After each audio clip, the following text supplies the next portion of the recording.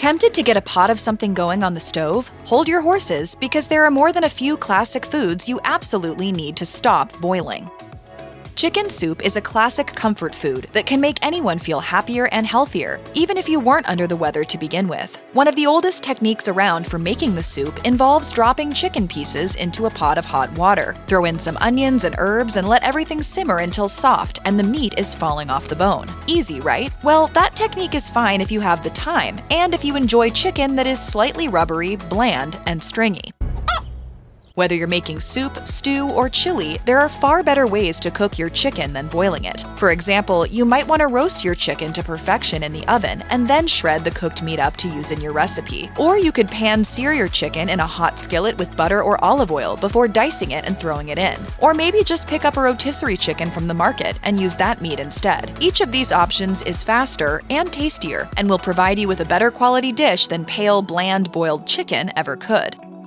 Boiling green beans is a cooking tradition that has persisted for many years, but it's also one that needs to be retired. As those beans simmer in hot water, vital nutrients dissolve into the cooking liquid, leaving limp, overcooked shells of what were once crisp and bright veggies. To make the most of your green beans, simply find a better way to prepare them. Steaming green beans, for instance, is an ideal way to maintain their bright color, crisp texture, and nutritional content while achieving just the right level of tenderness. Sautéing green beans in a hot skillet with garlic and a dash of olive oil is another great technique that results in beans with a delightful combination of caramelization and crunch. Whichever technique you choose, just don't let your beans cook too long. For both steaming or sautéing, you want your green beans to reach a state known as tender crisp. That's when they are tender and easy to bite into, yet still retain a slight firmness when you take a bite. This usually requires about 4 to 6 minutes of cooking time at most. Once your beans are cooked, bring out their flavor even more with a sprinkle of toasted almonds, a squeeze of lemon juice, or a drizzle of balsamic vinegar. You'll never go back to boiled green beans again.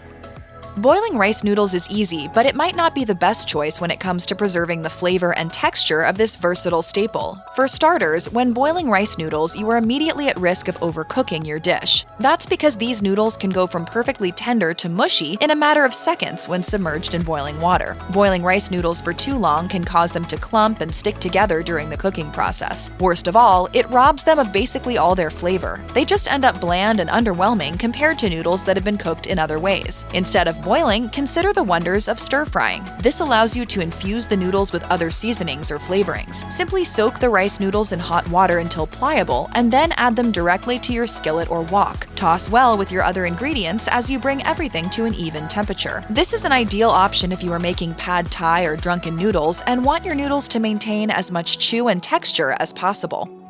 If you grew up believing you hated Brussels sprouts, the reason is probably that your mom bought them frozen and then boiled them. But not everything needs to be boiled. Hey, here, I think these are done. That first one's done? Yeah, this All batch is right, done. get it out. Ow! Woo, baby! Whoa! I burned myself on a rivet. With the right preparation, Brussels sprouts don't have to be mushy, waterlogged, unappetizing globs of bitterness. To help sprouts shine, you've got to prepare them in other ways that better complement their unique flavor and texture. Roasting Brussels sprouts in the oven with olive oil, salt, and pepper can enhance their cabbage-like flavor wonderfully, imparting a delicious caramelized sweetness and a satisfying crispy crunch. Pan-searing Brussels sprouts with butter or bacon is another great technique for making these sprouts crunchy and pleasantly charred. You can even prepare Brussels sprouts in an air fryer. Either way, the final product packs a nutty, earthy quality you'd never find in boiled Brussels. To serve a plate of sprouts once they're cooked, consider adding a drizzle of balsamic glaze, a sprinkle of Parmesan cheese, or a handful of toasted nuts for extra texture and flavor. Put a little effort in, and you'll wonder how you could have ever hated them in the first place. Like Brussels sprouts, the worst thing you could ever do when preparing broccoli is drop them into a pot of boiling water. Besides stripping away valuable nutrients, boiling leaves even the freshest, highest quality broccoli a sad, soggy, mushy mess. To make your broccoli as delicious as possible, steaming is a much better option. Just place your fresh or frozen florets in a steamer basket over boiling water, cover, and let cook for 5 to 6 minutes. The broccoli is done when it is just tender enough to eat without seeming too crunchy. Roasting broccoli in the oven with a drizzle of olive oil, garlic, and spices is another great way to prepare this veggie. You'll end up with a broccoli that's a delight to eat, loaded with caramelized flavor and crispy charred edges. Don't turn your back on stir-frying as an option either, even if you're just preparing broccoli on its own. Add a dash of soy sauce or sesame oil, cook until tender, and then garnish with grated Parmesan cheese, lemon zest, or toasted almonds. One food you definitely need to stop boiling is the beloved all-American hot dog. Hot dog. Hot dog. Hot dog. Boiling hot dogs does have its place, but that place is the concession stand or the street, not your backyard, and definitely not your kitchen. The initial appeal of boiling hot dogs lies in its simplicity and speed. This is a quick and easy way to cook large quantities of hot dogs, especially when catering to a crowd. It's efficient, but it's not the most delicious way to heat up a frank. If you're cooking at home, you can certainly do a lot better. If you grill or sear your dogs, you'll end up with a tender, juicy hot dog that maintains its crispness when you bite into it. Plus, you might also be able to develop some smoky, charred caramelization in the process. Grilling hot dogs on a barbecue or stovetop grill pan is one of the easiest and most effective ways to create the much sought-after smoky flavor that makes hot dogs so tasty. Pan-searing hot dogs in a skillet with a bit of butter or oil is another good option. It's just as quick as boiling, but provides an infinitely more tasty dog, one that will pair perfectly with everything from classic ketchup and mustard to sauerkraut, pickles, spicy relish, and more. Serve it in a warm, toasted bun, and you've got a boil-free meal everyone will love. Asparagus is a truly magical vegetable. It's earthy, clean, and a little grassy, with a mild sweetness that's almost floral. The stalk is crisp and tender too, unlike almost any other vegetable you can eat. It truly is, as many have dubbed it, king of vegetables. But all that goes away when you boil it. Boiled asparagus is limp, it's stringy, and it can end up virtually flavorless. The longer you cook it, the more that delicate, unique flavor hidden in the stalks simply seeps away. To fully embrace the true potential of asparagus, consider roasting instead of boiling. Preheat your oven to 425 degrees Fahrenheit, toss the spears in olive oil, sprinkle with salt and pepper, and then let those spears roast for about 10 to 15 minutes until they're tender and slightly caramelized. Or take your asparagus to the grill. Simply brush the spears with olive oil, season to taste, and grill for about 5 minutes, turning occasionally until they are tender.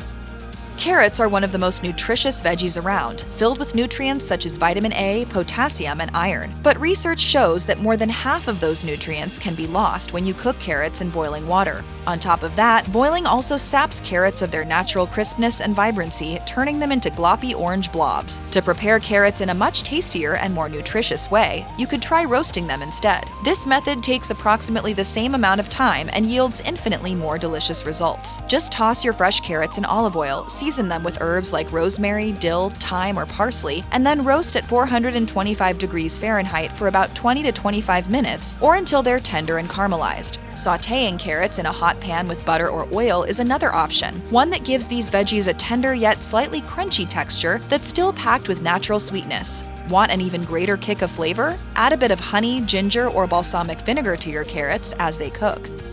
Sadly, peas tend to fall apart when exposed to boiling water for even a relatively short period of time. To avoid this sort of culinary disaster, try steaming your peas as an alternative. Whether fresh or frozen, the process generally only takes around 6 minutes and will preserve both the vibrant, gem-like color of the peas as well as their sweet, natural flavor. Or you might also consider sautéing peas in a bit of butter or olive oil, adding a touch of garlic or herbs for extra flavor as they cook and become more tender. And while you might not know it considering their tiny size, roasting is a good option too. Just drizzle 1 or 2 cups of fresh peas with olive oil, sprinkle on some salt and pepper, and roast them in the oven at 360 degrees Fahrenheit for about 10 to 15 minutes, or until tender and slightly crispy. Then let them cool slightly, add a sprinkle of freshly grated Parmesan cheese or a dash of lemon zest, and serve. I'm strong to the finish 'cause I eats me spinach. I'm Popeye the Sailor Man. Spinach is one of the world's tastiest leafy greens. In a fresh garden salad, these crisp, hearty leaves are not only flavorful but filling, giving your salad both substance and heft. At the same time, if you add a handful of spinach to a stir-fry, they'll cook down in minutes to a mild, slightly grassy-tasting heap of goodness. So with all that fresh or lightly sautéed spinach has to offer, why would you ever boil it? It isn't quicker. It doesn't improve the texture either. You end up with watery, almost unrecognizable leaves that are basically green slime. And if you strain it and try to eat it anyway, it has basically no flavor. You need a hefty dash of vinegar or salt to make boiled spinach even tolerable in most cases. Word to the wise, save yourself the disappointment and just sauté your spinach. Your taste buds will be glad you did.